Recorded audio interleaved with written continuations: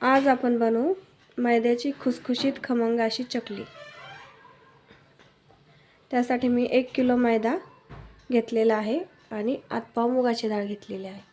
मुगाची डाळ कुकरच्या भांड्यामध्ये टाकून त्याच्यात थोडंसं पाणी घालून त्याच्यावर झाकण ठेवून नंतर सुती कापडामध्ये 1 किलो मैदा चाळून बांधायचा आहे आणि ते कुकरमध्ये दोन्ही पण ठेवायचे।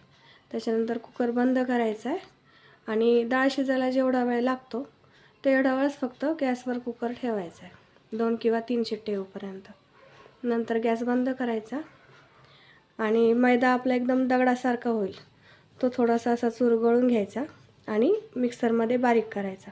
आता मी हा मिक्सरमध्ये बारीक करून घेतलेला मैदा आहे, त्याच्यामध्ये आपण टाकू हिरवी मिरची वाटलेली, त्याच्यात मी जिरे, ओवा आणि लसूण आणि हिरवी मिरची हे सगळं टाकलेलं आहे। आपण आता मिरची टाकू। आपल्याला तिखट किंवा थोडंसं फिक्कं जसं पाहिजे तसं प्रमाण घ्यायचं आहे।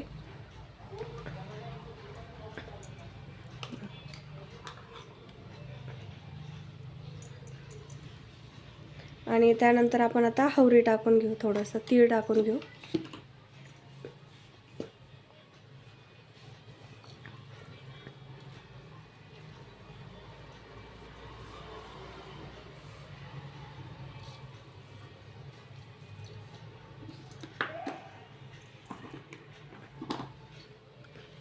आता हे पीठ चांगलं मळून घेऊ आपण।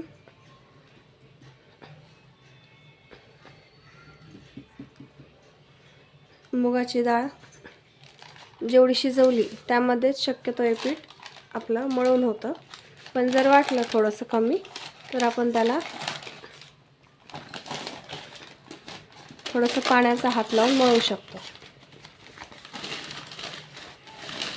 आधी मिरची चांगली मिक्स करून घ्यायची आहे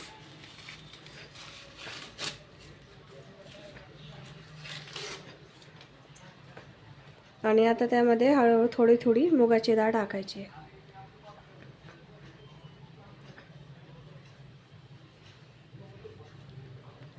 आणि हे मिश्रण सगळं छान मळून घ्यायचं आहे।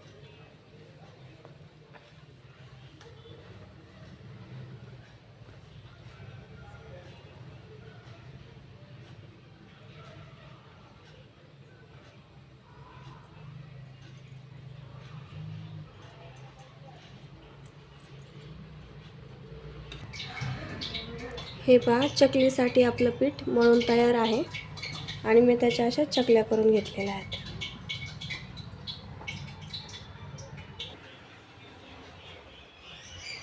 आपलं तेल छान तापलेलं आहे, आपण आता चकल्या तळून घेऊ।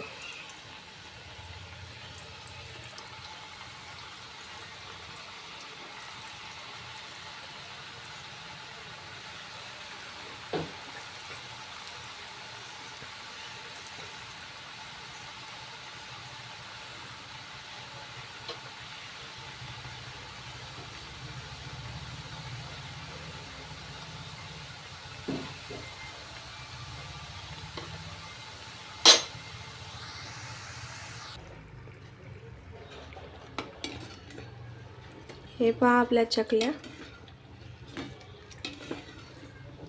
तळून झालेल्या आहेत, छान गोल्डन कलर आलाय त्याला। ताटात काढून घेऊ।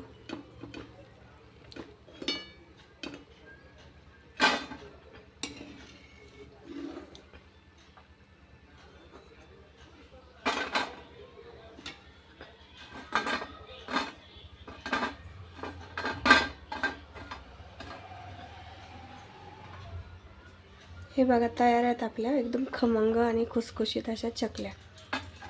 लगेच तुटते।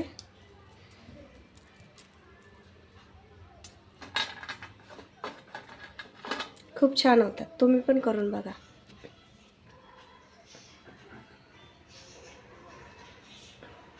आणि चॅनलला सबस्क्राईब करायला विसरू नका। लाईक करा आणि शेअर करा।